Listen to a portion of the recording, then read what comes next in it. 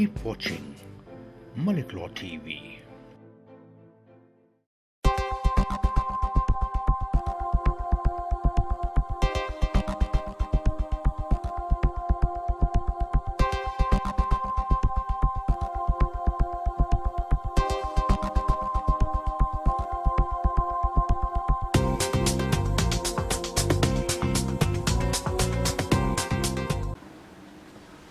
नाजरीन, welcome to the show. मैं हूं आपका मेज़बान अदील मलिक। इस प्रोग्राम में जिसका नाम है लीगल और पेश किया जाता है आपकी खिदमत में हर पीर की शब 8 से 9 बजे तक मलिक लॉ चैम्बर सोलिसिटर्स के ताउन से मलिक लॉ टीवी पे। नाजरीन, इस प्रोग्राम के 2 सेगमेंट होते हैं। प्रोग्राम के पहले हिस्से में मैं देता हूँ आपको इमिग्रेशन लॉ के मतलब अपडेट्स, और प्रोग्राम के दूसरे सेगमेंट में हम देते हैं आपको आपके सवालात के जवाब।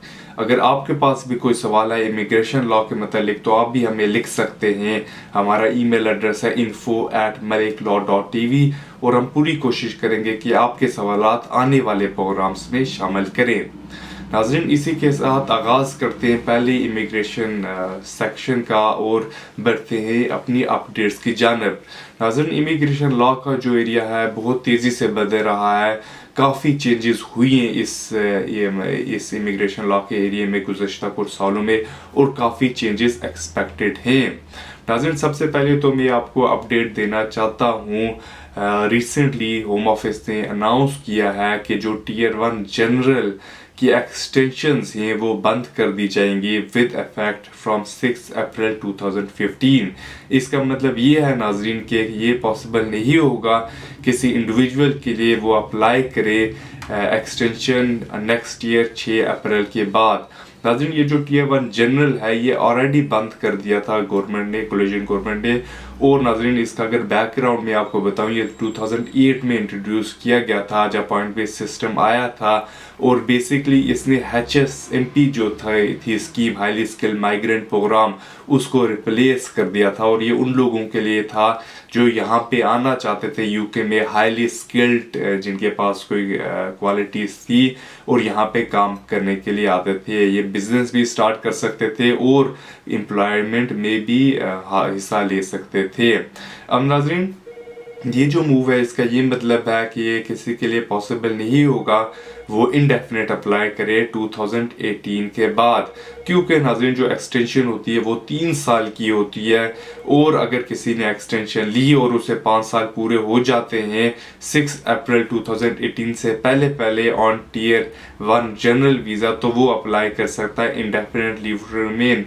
और नाज़रीन, अगर कुछ ऐसे इंडिविजुअल हैं जिनको 5 साल पूरे नहीं होते 2018 तक, तो वो अप्लाई नहीं कर सकते टीयर 1 जनरल की बेसिस के ऊपर। अब नाज़रीन, जो टाइम मिलता है अगर किसी ने अप्लाई किया हो 6 अप्रैल 2010 से पहले, उसे टीयर 1 जो वीज़ा मिला होगा वो 2 साल का मिला होगा। इसी तरह नाज़रीन, ऐसे इंडिविजुअल्स जिन्होंने एप्लीकेशन की है 6 अप्रैल 2010 के बाद, उनको जो वीज़ा होगा वो 3 साल का मिला होगा। और नाज़रीन, एक इंडिविजुअल जो है मैक्सिमम 2 दफ़ा एक्सटेंशन ले सकता है 3 साल की, उसके बाद वो एक्सटेंशन नहीं ले सकते। नाज़रीन, मेरी यही एडवाइस होगी, अगर आप या आपका कोई अजीज़ टीयर 1 वीज़े के ऊपर है तो मेक श्योर करें कि आप अप्लाई करें एज सुन एज पॉसिबल अगर आपकी एक्सटेंशन आ रही है। अदरवाइज अगर आपने यहाँ पे 5 साल ऑलरेडी कंप्लीट कर चुके हैं तो इंडेफिनेट के लिए अप्लाई करें 2018 से पहले। नाजरीन, इसी तरह बढ़ते अपनी नेक्स्ट अपडेट की जानब, और ये जो अपडेट है नाजरीन ये है स्पाउस वीज़े के हवाले से। अब नाज़रीन, जिस तरह उन लोगों को इस बात का इल्म में होगी ये बात कि स्पाउस वीज़े की जो रिक्वायरमेंट थी वो चेंज की गई थी गवर्नमेंट की जानब से 2012 में, और एक फाइनेंशियल थ्रेश होल्ड की रिक्वायरमेंट इंट्रोड्यूस की गई थी। नाज़रीन, ये जो फाइनेंशियल थ्रेशोल्ड था इसके मुताबिक सिर्फ वही लोग बुला सकते हैं अपने स्पाउस पार्टनर्स को जिनकी इनकम 18,600 से ज़्यादा है पर एनम। अब नाज़रीन, गुज़िश्ता ही मंथ कोर्ट में केस और हेयरिंग हो चुकी है और जिसका डिसीजन किसी भी टाइम आ सकता है, एक्सपेक्टेड है विद इन 4 वीक्स तक आ जाए। अब नाज़रीन, कोर्ट के सामने यही क्वेश्चन था इस एसेंशली कि वेदर ये जो फाइनेंशियल थ्रेशोल्ड रिक्वायरमेंट है ये प्रोपोर्शनेट है कि नहीं। नाज़रीन, जो पहली कोर्ट थी उन्होंने कहा था कि 13,000 के लगभग जो है अर्निंग पर ईयर वो रिजनेबल है। 18,600 पाउंड जो है वो अनरिजनेबल है और डिसप्रोपोर्शनेट है अगर बाकी स्पाउस वीज़े की रिक्वायरमेंट्स को मद्देनज़र रखा जाए। नाज़रीन, इसी डिसीजन की बेसिस पे एंट्री क्लियरेंस ऑफिसर जो है उन्होंने एप्लीकेशंस होल्ड कर दी थी उन लोगों की जो रिक्वायरमेंट फुलफिल नहीं करते थे फाइनेंशियल थ्रेशोल्ड की। और नाज़रीन, एट प्रेजेंट भी ब्रिटिश हाई कमीशन और ब्रिटिश डिप्टी हाई कमीशन पूरी दुनिया में एक उनके पास बैकलॉग इकट्ठा हो चुका है स्पाउस एप्लीकेशंस का, और वो ऐसी एप्लीकेशन है जो बाकी सब रिक्वायरमेंट फुलफिल करते हैं और उनकी एप्लीकेशन सिर्फ on the basis of financial जो है रिफ्यूज़ हो रही है। और जिस तरह कोर्ट का जब डिसीजन आया था तब होम ऑफिस ने एक स्टेटमेंट इशू की थी और उस स्टेटमेंट के तहत उन्होंने ये बता दिया था कि वो फिलहाल एप्लीकेशंस होल्ड करेंगे, डिसीजन नहीं करेंगे जब तक लेजिस्लेशन क्लियर नहीं हो जाती, जब तक कोर्ट का डिसीजन नहीं आता। अब नाज़रीन, ये जो डिसीजन है ये कोर्ट ऑफ अपील से जो इस तरह मैंने कहा एक्सपेक्टेड है with in next 4 weeks time. अब नाज़रीन, अगर फर्ज करें यहाँ पे नेगेटिव डिसीजन आता है कोर्ट की तरफ से, तो दोनों पार्टीज में से कोई भी पार्टी जा सकती है सुप्रीम कोर्ट में। इसका ये मतलब है इस मैटर में मज़ीद टाइम लग सकता है। नाज़रीन, अगर सुप्रीम कोर्ट में मैटर जाए तो एटलीस्ट 6 मंथ टू ईयर लगता है टाइम। तो इसी तरह नाज़रीन देखें अभी क्या रिस्पांस आता है। जिस तरह हमने आपको पहले भी अपडेट रखा है, इन नियर फ्यूचर भी अपडेट रखेंगे जब डिसीजन आएगा कोर्ट से। नाज़रीन, इसी के साथ टाइम होता है एक छोटी सी कमर्शियल ब्रेक का। मिलते हैं ब्रेक के उस पार मज़ीद इमिग्रेशन अपडेट्स के साथ। कहीं मत जाइएगा, देखते रहें Malik law TV. Thank you.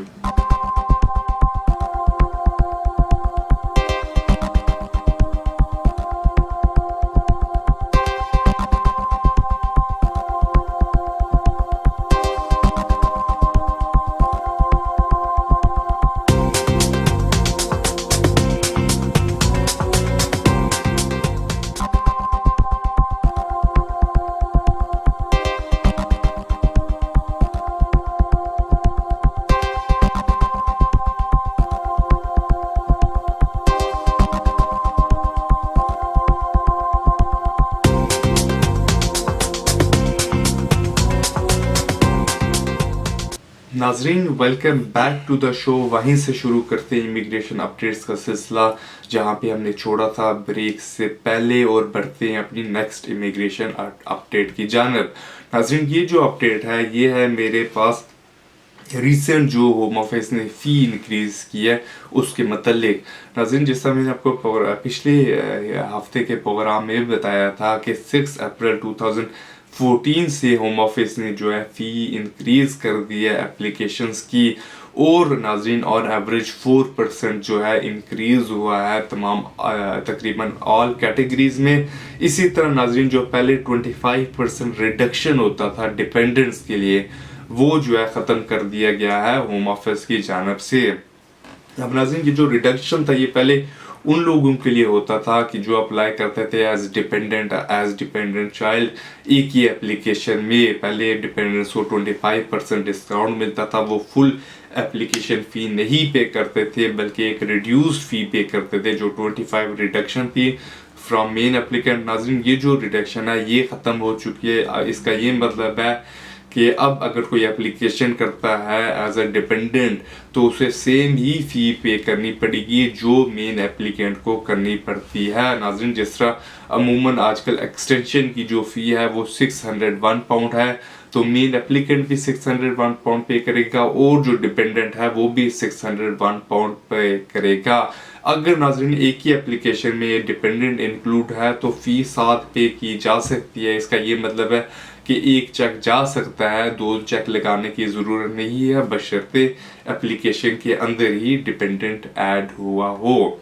नाज़रीन, इसी तरह मैं आपको बताऊं कि 6 अप्रैल 2014 के बाद जो है एप्लीकेशन फॉर्म वो भी होम ऑफिस ने अप टू डेट किए हैं। इसका ये मतलब है कुछ माइनर चेंजेस आई हैं एप्लीकेशन फॉर्म्स के अंदर, और जो है नया वर्जन आया है फॉर्म का। इसका ये मतलब है कि एट प्रेजेंट अगर कोई इंडिविजुअल पुराना एप्लीकेशन फॉर्म यूज़ करेगा तो होम ऑफिस वाले वो एक्सेप्ट नहीं करेंगे, बल्कि उसकी एप्लीकेशन जो है इनवैलिड करके वापस भेज देंगे, जिससे उसकी इमिग्रेशन हिस्ट्री पे फ़र्क पड़ सकता है अगर उसके पास वीज़ा नहीं होगा एट प्रेजेंट, या वीज़ा ऑलरेडी एक्सपायर हो चुका होगा।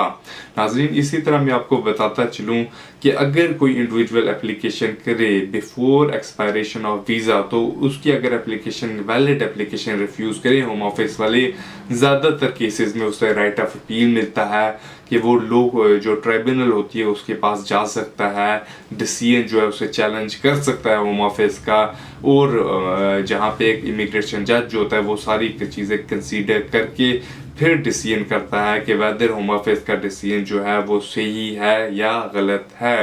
नाज़रीन, ये जो ट्राइब्यूनल का राइट होता है ये उन लोगों के को अमूमन नहीं दिया जाता जो एप्लीकेशन करते हैं वीज़ा एक्सपायर होने के बाद।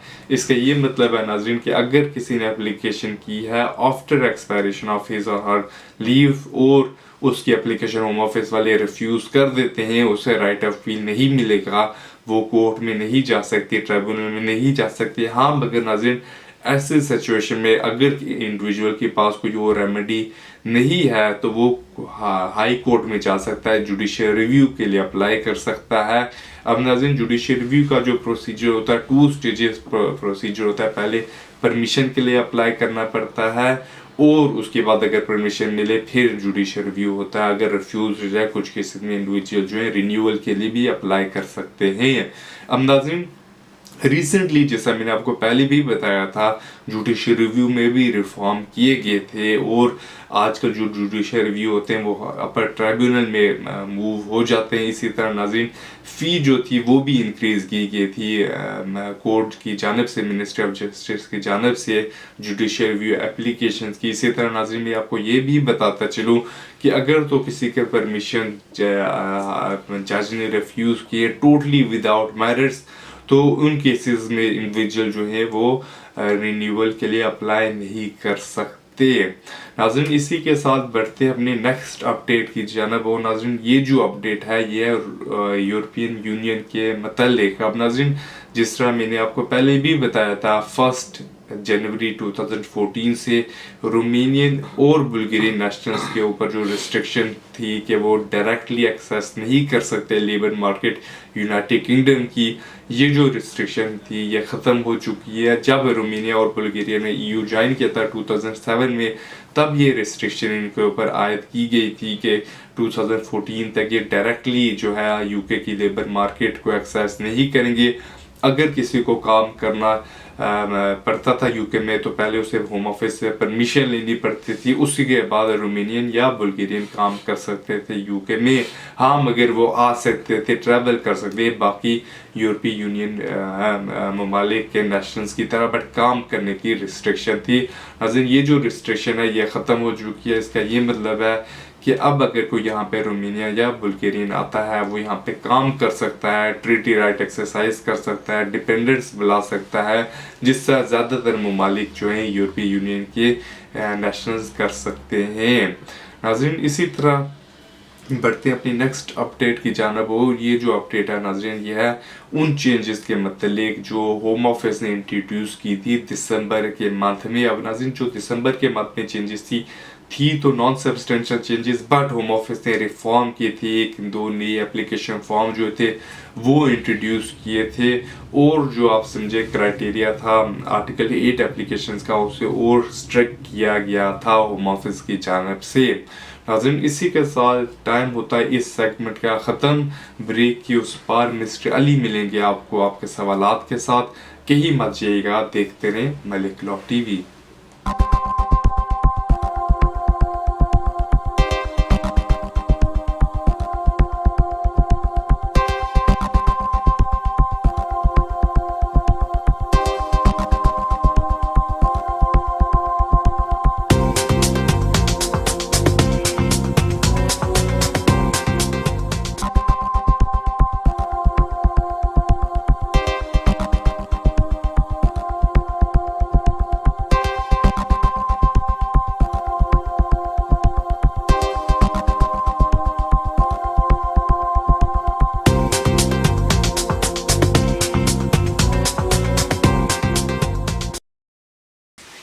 नाजरीन, मैं हूं इम्तियाज़ अली और लंदन से आपको सवाल जवाब के इस प्रोग्राम में खुश आमदीद कहता हूं। अदील मलिक ने इससे पहले आपको लीगल अपडेट्स दी हैं। उम्मीद है कि आपने उनका प्रोग्राम पसंद किया होगा और यकीनी तौर पे आपकी मालूमात में इजाफा हुआ होगा।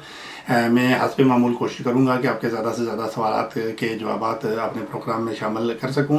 और सबसे पहले इसी सिलसिले में बात करते हैं मिस्टर रहीम के साथ। रहीम कहते हैं कि वो बाई बर्थ ब्रिटिश सिटीज़न हैं और इस वक्त उनके पासपोर्ट की एप्लीकेशन पेंडिंग है। वो ये कहते हैं कि उनको 20 साल पहले ब्रिटिश पासपोर्ट इशू हुआ था और फिर वो पासपोर्ट एक्सपायर होने के बाद उनको दूसरा पासपोर्ट भी इशू हुआ था। और जब उन्होंने अब ये पासपोर्ट एक्सपायर होने के बाद तीसरे पासपोर्ट के लिए अप्लाई किया है, तो अब जो पासपोर्ट ऑफिस है, जो आइडेंटिटी और पासपोर्ट सर्विस है, वो उनको पासपोर्ट इशू नहीं कर रही है।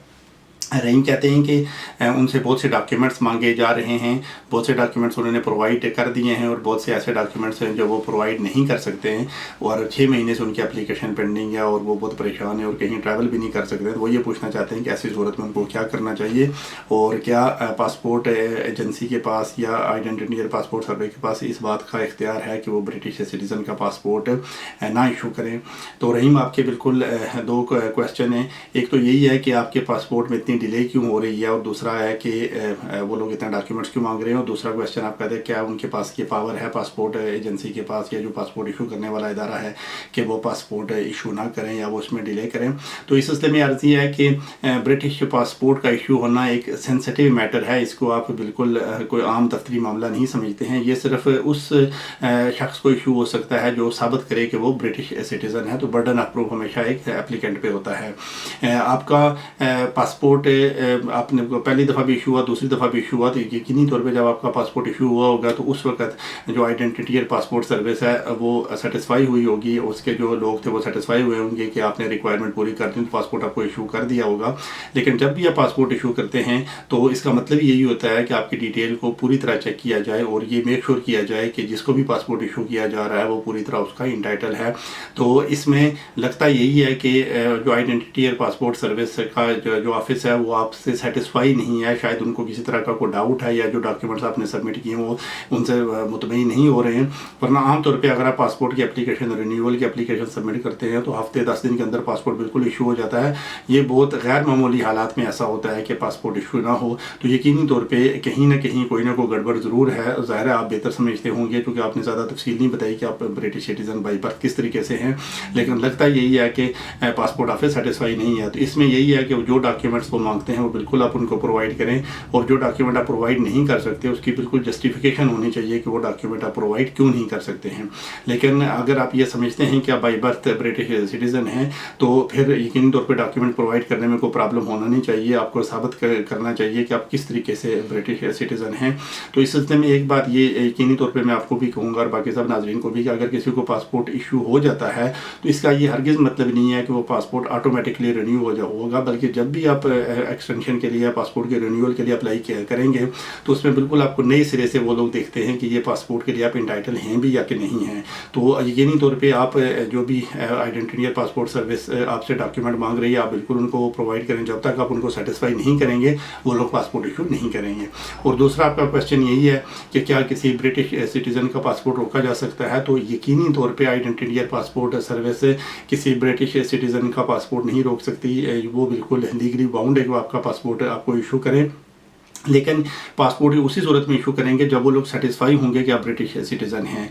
तो हाँ, ये है कि कोई शख्स ब्रिटिश सिटीज़न है या नहीं है वो बर्डन ऑफ प्रूफ उस आदमी पे है कि वो साबित करे। तो आइडेंटिटी पासपोर्ट सर्विस जब तक ये साबित हो जाए कि आप ब्रिटिश सिटीज़न है फिर तो आपका पासपोर्ट बिल्कुल नहीं रोक सकती। लेकिन अगर किसी तरह का डाउट है तो यकीनी तौर पर वो पासपोर्ट रोक सकते हैं, क्योंकि जैसे कि मैंने पहले अर्ज़ किया कि ब्रिटिश पासपोर्ट का मामला बहुत सेंसिटिव होता है। लेकिन अगर आप ये समझते हैं कि आप सारी एविडेंस प्रोवाइड कर सकते हैं और कर दिया आपने और अनरिजनेबल आपसे डॉक्यूमेंटेशन मांगी जा रही है तो इस सूरत में आप अदालती चाराजोई कर सकते हैं। आप इस मैटर को हाई कोर्ट में चैलेंज कर सकते हैं। लेकिन उसके लिए बिल्कुल आपको प्रॉपर एडवाइस लेनी होगी। आप किसी अच्छे से सॉलिसिटर से मिलें और उनको अपने सारे सर्कमस्टांसेस बताएं। वो आपके सारी एविडेंस देख के आपके सारे हालात देख के फिर वो आपको बेहतर एडवाइस कर सकते हैं कि क्या ये मैटर कोर्ट में ले जाया जा सकता है या नहीं। लेकिन ये मैं आपको ज़रूर कहूँगा कि अगर आइडेंटिटी पासपोर्ट सर्विस ने आप ये पासपोर्ट 6 महीने से आपको इशू नहीं किया तो यकीनी तौर पर ये कोई सीरियस मसला है और आपको इसको सीरियसली लेना चाहिए और जो एविडेंस वो मांगते हैं वो आप उनको प्रोवाइड करें, तो उम्मीद है कि आपका ये मसला हल हो जाएगा। तो नाज़रीन, रहीम के बाद हम बात करते हैं तारिक के साथ। तारिक कहते हैं कि 15 साल पहले वो नेचुरलाइज्ड हुए थे एज ए ब्रिटिश सिटीज़न। उनको इंडेफिनेट लीव मिली थी शादी की ग्राउंड पे। उनकी शादी एक ब्रिटिश सिटीज़न के साथ हुई थी और फिर उसी ग्राउंड पे उनको ब्रिटिश नेशनलिटी भी मिली थी। तो वो कहते हैं कि 15 साल पहले जो नेचुरलाइज हो गई थी और उसके बाद उनकी शादी टूट गई थी, मैरिज उनकी ब्रेक डाउन हो गई थी। अब वो अपनी वाइफ के साथ नहीं रहती और ना ही उनको पता है कि उनकी वाइफ कहाँ रहती है। तो तारिक की प्रॉब्लम उनका ये है कि उनका नेचुरलाइजेशन का सर्टिफिकेट कहीं खो गया है। वो कहते हैं कि 3-4 साल से उन्होंने बड़ी कोशिश की है लेकिन उनको सर्टिफिकेट नहीं मिला है। तो अब उनके पास इस तरह की कोई एविडेंस नहीं है जिससे ये साबित कर सकें कि वो ब्रिटिश सिटीज़न है। उनका पासपोर्ट भी कुछ अरसे में एक्सपायर हो जाएगा। तो वो ये पूछना चाहते हैं कि वो ऐसी क्या एविडेंस उनके पास हो सकती है जिससे वो ये साबित करें कि वो ब्रिटिश सिटीज़न है। और दूसरी बात वो ये पूछना चाहते हैं कि क्या इस तरह का कोई डॉक्यूमेंट हासिल करने के लिए उनको दोबारा अपनी वाइफ की ज़रूरत होगी। और यही उनकी सबसे बड़ी परेशानी है क्योंकि अब उनका वाइफ से कोई कॉन्टैक्ट नहीं है और उनकी शादी ब्रेक डाउन हो चुकी है। तो तारिक साहब, इसमें बिल्कुल कोई ज़्यादा परेशान होने की आपको ज़रूरत नहीं है। आप ज़्यादा ही परेशान हो गए, शायद आपने प्रॉपर एडवाइस नहीं ली। अगर आपको इंडेफिनेट लीव मिल गई और उसके बाद आपको ब्रिटिश नेशनलिटी मिल गई और आपने अगर प्रॉपर चैनल से ब्रिटिश नेशनलिटी ली है, किसी डिसेप्शन से या गलत बयानी से नहीं ली, तो उसमें बिल्कुल आपको कोई परेशान होने की ज़रूरत नहीं है। आपका यह लेजिटिमेट राइट है और आपकी नेशनलिटी का कोई प्रॉब्लम किसी तरह का नहीं है। नेशनलिटी सिर्फ उस सूरत में ख़तरे में होती है अगर आप डिसेप्शन से लेते हैं, गलत बयानी से लेते हैं। लेकिन अगर आपने शादी की ग्राउंड पे इंडेफिनेट लिया और उसके बाद आप नेचुरलाइज्ड हो गए और बाद में आपकी शादी ब्रेक डाउन हो गई, तो इसमें आपकी नेशनलिटी है का जो स्टेटस है या जो आपका इमिग्रेशन स्टेटस, उस पर किस तरह का कोई असर नहीं पड़ता है। जहाँ तक ये क्वेश्चन है कि आप की सर्टिफिकेट आपका मिसप्लेस हो गया और आप कैसे साबित करें कि आप ब्रिटिश सिटीज़न हैं। एक तो आपके पास ब्रिटिश पासपोर्ट यकीनी तौर पे होगा, तो जब आप रिन्यूअल के लिए अप्लाई करेंगे तो आपको इसी ब्रिटिश पासपोर्ट की ज़रूरत होगी। तो एक तो आपके पास ये इनफ एविडेंस है। लेकिन आप ये भी कर सकते हैं कि आप होम ऑफिस में एक एप्लीकेशन दे के तो आपका जो नेचुरलाइजेशन का सर्टिफिकेट है आप उसकी डुप्लीकेट कापी ले सकते हैं। उसका तरीका यही होता है कि एक फॉर्म कम्प्लीट किया जाता है, उसकी फ़ी होती है, वो आप होम ऑफिस को पे करें तो 2-3 महीने के अंदर आपको डुप्लीकेट नेचुरलाइजेशन का सर्टिफिकेट मिल जाएगा। तो बिल्कुल वो सर्टिफिकेट हूबहू वही कापी होती है जो कि इससे पहले आपको इशू किया हुआ होता है। तो इस वजह से इसमें परेशानी की बिल्कुल कोई बात नहीं है। तो तारिक के बाद हम बात करेंगे मुख्तार के साथ। मुख्तार कहते हैं कि वो स्टूडेंट के तौर पे यूके में आए थे और 6 साल हो गए उनको यूके में। तो उन्होंने अब एक्सटेंशन के लिए अप्लाई किया और वो कहते हैं कि उनकी एप्लीकेशन इस वजह से रिफ्यूज़ हो गई है कि होम ऑफिस कहता है कि उन्होंने 5 साल से ज़्यादा का टाइम यूके में गुजार लिया एज ए स्टूडेंट और 5 साल से ज़्यादा स्टूडेंट यूके में नहीं रह सकता। तो वो कहते हैं उनके पास अपील का राइट तो है, लेकिन पूछना वो यही चाहते हैं कि क्या उनकी अपील में कामयाबी के कोई चांसेस हैं या कि उनको वापसी का इरादा कर लेना चाहिए। तो मुख्तार साहब, अगर आपके पास अपील का राइट है और अगर आप स्टडी कर रहे हैं, आप जेन्युइन स्टूडेंट हैं, तो बिल्कुल आप अपील कर सकते हैं और आप कोर्ट को सेटिस्फाई करने की कोशिश कर सकते हैं। ये है कि आम लॉ यही है कि स्टूडेंट यहाँ 5 साल से ज़्यादा नहीं रह सकता, लेकिन उसमें बहुत सी और चीज़ें भी देखनी पड़ती हैं कि 5 साल में आपने कौन सा कोर्स यहाँ से किया है, किस तरह का सर्टिफिकेट आपने लिया है, क्या ये डिग्री लेवल का सर्टिफिकेट है या नहीं है, और अगर डिग्री है तो क्या ये बैचलर लेवल की है, मास्टर्स है, PhD है। तो इसमें ये सारी चीज़ें कंसीडर होती हैं। तो इस वजह से चूँकि मुझे आपके केस की बैकग्राउंड का पता नहीं है, तो बेहतर यही है कि आप अपील करें और अपने किसी अच्छे से सोलिसिटर से मिलें, इस बारे में आप फर्दर डिटेल्स लें और वो आपको बता देंगे कि इसमें कामयाबी का कितना चांस है। लेकिन अगर आपके पास अपील का राइट है तो अपील आपको यकीनी तौर पर परस्यू करनी चाहिए और कोर्ट को सेटिस्फाई करने की कोशिश करनी चाहिए। अगर कोर्ट सेटिस्फाई हो जाती है तो आपकी अपील सक्सेसफुल हो सकती है। तो नाजरीन, आप एक ब्रेक का टाइम हुआ चाहता है, आप हमारे साथ ही रहिएगा। ब्रेक के बाद हम फिर हाजिर होते हैं आपकी खिदमत में।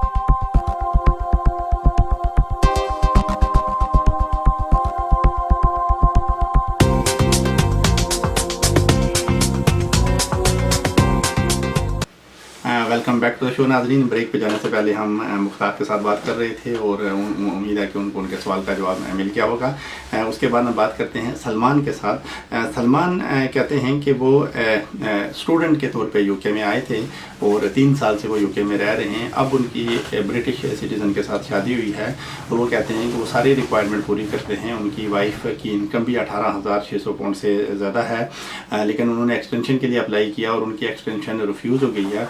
और रिफ्यूज़ल की रीज़न होम ऑफिस ने यही बताई है कि उनके और उनकी वाइफ की एज में बहुत डिफरेंस है। वो ये कहते हैं कि उनकी वाइफ उनसे 20 साल उनकी उम्र ज़्यादा है, तो इस वजह से होम ऑफिस ने एप्लीकेशन रिफ्यूज़ कर दी है। तो सलमान कहते हैं कि उनके पास अपील का राइट तो है, लेकिन वो ये पूछना चाहते हैं कि उनकी अपील में कामयाबी का चांस कितना है। और दूसरा उनका क्वेश्चन यही है कि क्या कानून में ये पाबंदी है कि आप अपने से 20 साल की ज़्यादा खातून के साथ शादी नहीं कर सकते हैं, और अगर ऐसी पाबंदी है तो फिर उनकी शादी रजिस्टर्ड क्यों हुई है। तो सलमान, बिल्कुल आपने एक ही सवाल में बहुत सारे क्वेश्चन कर दिए हैं। तो आपकी एप्लीकेशन अगर होम ऑफिस ने रिफ्यूज़ किया है तो वो शायद इस वजह से उन्होंने नहीं किया है कि आपकी और आपकी वाइफ की एज में डिफरेंस है। एज में डिफरेंस होना कोई कानूनी मामला नहीं है, ना ही ये कोई रिस्ट्रिक्शन है।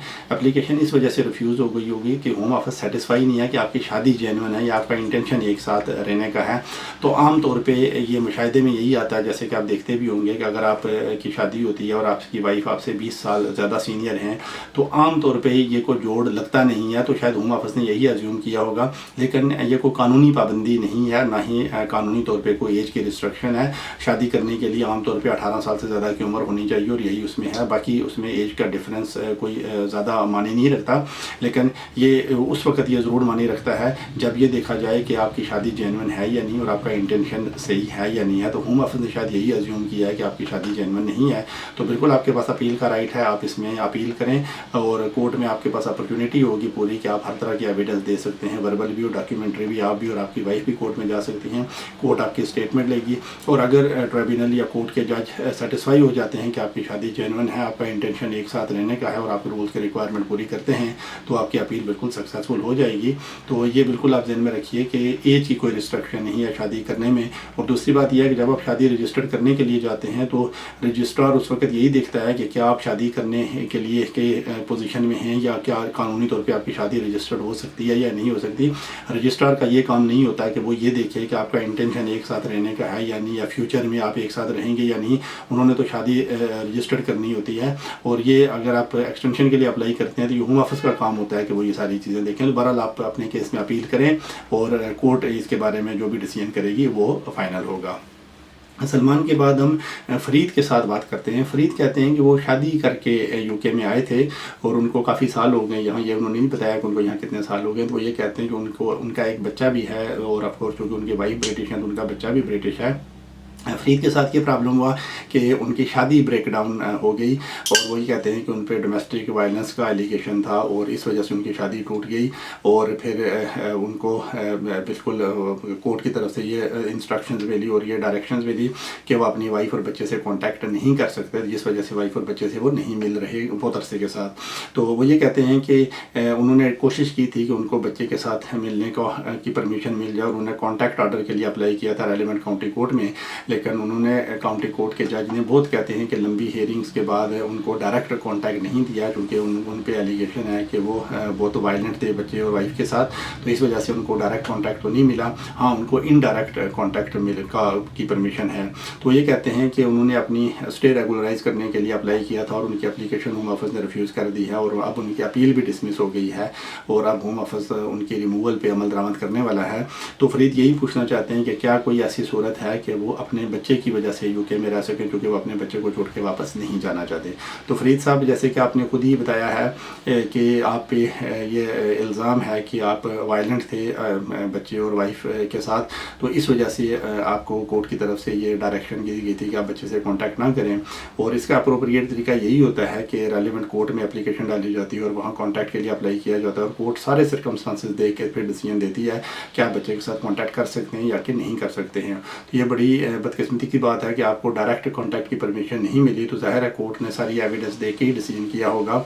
तो ऐसी सूरत में अगर इनडायरेक्ट कॉन्टैक्ट की आपके पास परमिशन है तो ये इनफ एविडेंस नहीं है जिसकी वजह से आपको यूके में रहने की परमिशन दी जाए, और शायद यही वजह है कि आपकी अपील भी डिसमिस हुई होगी। क्योंकि डायरेक्ट कॉन्टैक्ट में तो ये होता है कि आप जाकर बच्चे के साथ मिल सकते हैं, वो सुपरवाइज कॉन्टैक्ट भी हो सकता है और अनसुपरवाइज भी हो सकता है, लेकिन इनडायरेक्ट कॉन्टैक्ट ये होता है कि आप बच्चे के साथ किसी सूरत में मिल नहीं सकते। हाँ, आप बच्चे को जैसे कोई गिफ्ट भेज सकते हैं या आप उसको कोई लेटर लिख सकते हैं, उसको कोई कार्ड भेज सकते हैं, इनडायरेक्ट आप उससे कॉन्टैक्ट कर सकते हैं। तो इनडायरेक्ट कॉन्टैक्ट करने के लिए जैसे कि आपको पता भी है कि आपका यूके में रहना ज़रूरी नहीं है, ये कॉन्टैक्ट तो आप अपनी कंट्री से भी कर सकते हैं। तो इस वजह से जो आपके सर्कमस्टांसेस हैं इसमें आपके केस की कामयाबी के चांसेस बहुत कम नज़र आते हैं। हाँ, अगर आपके पास डायरेक्ट कॉन्टैक्ट होता तो फिर आपके केस की पोजीशन यकीनी तौर पे डिफरेंट होती। फरीद के बाद हम हरी सिंह के साथ बात करते हैं। हरी सिंह कहते हैं कि उनके भाई स्टूडेंट के तौर पे यूके में आए थे और वो एक यूनिवर्सिटी से डिग्री का कोर्स कर रहे थे। फिर वो किसी केस में इन्वॉल्व हो गए और उनको 6 साल की सज़ा हो गई है। 6 साल के लिए उनको क्राउन कोर्ट ने जेल में भेज दिया है। तो इस वक्त वो अपनी सेंटेंस वो जो है वो पूरी कर रहे हैं, वो प्रिजन के अंदर हैं। तो हरी सिंह कहते हैं कि उनके भाई का अब होम ऑफिस ने डिपोटेशन का प्रोसेस शुरू कर दिया है। तो वो ये कहना चाहते हैं कि उनकी चूँकि सारी फैमिली यहाँ रहती है, वो ये नहीं चाहते कि उनके भाई वापस जाएं, तो वो ये पूछना चाहते हैं कि ऐसी क्या सूरत हो सकती है कि वो यहाँ से डिपोर्ट ना हो सके। तो हरी सिंह साहब, आपके भाई का मैटर काफ़ी कॉम्प्लिकेटेड नज़र आता है। कानून तो यही है कि अगर आप ब्रिटिश सिटीज़न नहीं हैं और अगर आपको सज़ा हो जाती है 12 महीने से ज़्यादा के लिए इम्प्रिजनमेंट या 12 महीने से ज़्यादा की आपको सज़ा हो जाती है, तो ऐसी सूरत में डिपोटेशन आर्डर इशू हो जाता है। ये कानूनी तकाजा है कि ऐसे आदमी को यहाँ से डिपोर्ट कर दिया जाए, खा उसके पास उसका कोई भी स्टेटस हो। अगर इंडेफिनिट लीव है तो इंडेफिनिट लीव भी कैंसिल हो जाती है और डिपोटेशन का ऑर्डर इशू हो जाता है। लेकिन डिपोटेशन इशू करने से पहले होम ऑफिस सारे सर्कमस्टांसेस देखेगा और उसके बाद ही वो उसका डिसीजन करेंगे कि वो डिपोटेशन का ऑर्डर इशू करते हैं या कि नहीं करते हैं। तो इसमें यही होगा कि चूँकि आपके भाई पे कोई यकीनी तौर पर बहुत आपने चूँकि बताया नहीं कि उन पर इल्ज़ाम क्या था, लेकिन यकीनी तौर पर कोई संगीन इल्ज़ाम होगा जब भी उनको 6 साल की सज़ा हो, या चूँकि ये काफ़ी ज़्यादा सज़ा है, ये कोई थोड़ी या मामूली सज़ा नहीं है। तो ऐसी सूरत में डिपोटेशन आर्डर तो यकीनी तौर पर इशू होगा, लेकिन उनको ऐसा नहीं है कि डिपोटेशन आर्डर इशू होते ही उनको डिपोर्ट कर दिया जाएगा, बल्कि उस डिपोटेशन के खिलाफ उनके पास अपील का राइट होगा, जो कि वो एक इंडिपेंडेंट ट्राइब्यूनल में अपील कर सकते हैं। और वो जो अपील कोर्ट होगी वो उनके सारे सर्कमस्टांसेस देखेगी, वो देखेगी कि ऐसी क्या सूरत है कि उनको यहाँ से डिपोर्ट ना किया जाए। तो उनके उस वक्त आपके पास बिल्कुल ये पूरी अपॉर्चुनिटी होगी कि आप कोर्ट में डॉक्यूमेंट्री और वर्बल हर तरह के आप एविडेंस दे सकते हैं। और अगर आप कोर्ट को सेटिस्फाई कर देते हैं कि उनकी डिपोटेशन गैर कानूनी ज़रूरी है और गैर कानूनी है और उनके ह्यूमन राइट्स के खिलाफ है, तो फिर उनकी अपील सक्सेसफुल हो सकती है। लेकिन ये चूँकि उस कोर्ट पे ही डिपेंड करता है कि वो आपके सारे सर्कमस्टांसेस देख के क्या डिसीजन करती है। लेकिन जब आप डिपोटेशन का प्रोसेस शुरू होता है तो ये आपको बिल्कुल ध्यान में रखना चाहिए कि अगर डिपोटेशन आर्डर इशू होता है तो आपके पास अपील का राइट होगा और फिर अपील के बाद जो कोर्ट्स डिसीजन करेंगी वही फाइनल होगा। तो इस वजह से ये आपको ध्यान में रखना चाहिए कि फौरी तौर पर डिपोटेशन आर्डर इशू होते ही आपके भाई को यहाँ से डिपोर्ट नहीं किया जा सकता, बल्कि उनके पास अपील की अपॉर्चुनिटी होगी और अपील को प्रोसेस करने के बाद ही वो यहाँ से जा सकेंगे। तो इसके बाद इरफान का क्वेश्चन है, वो ये कहते हैं वो यहाँ ओवर स्टेयर हैं और विजिटर के तौर पे आए थे और वापस नहीं गए, तो वो कहते हैं कि ऐसी कोई सूरत है कि वो अपनी वाइफ को यहाँ बुला सकें। तो इरफान साहब, अगर आप ओवर स्टेयर हैं और आपका इमिग्रेशन स्टेटस नहीं है तो आप अपनी वाइफ को क्या किसी को भी यहाँ नहीं बुला सकते हैं, बल्कि आप यहाँ खुद ही बहुत ख़तरे में हैं। जब भी इमिग्रेशन वालों ने आपको पकड़ा तो वो आपका हिसाब बराबर कर देंगे, तो आप फ़िलहाल वाइफ को आप भूल जाएँ। तो नाज़रीन, अब हमारे प्रोग्राम का वक्त ख़त्म हुआ चाहता है। नेक्स्ट वीक हम फिर हाजिर होंगे आपकी खिदमत में आपके बाकी सवाल को लेकर। आप अपना सब लोगों का बहुत बहुत ख्याल रखिएगा। Good bye.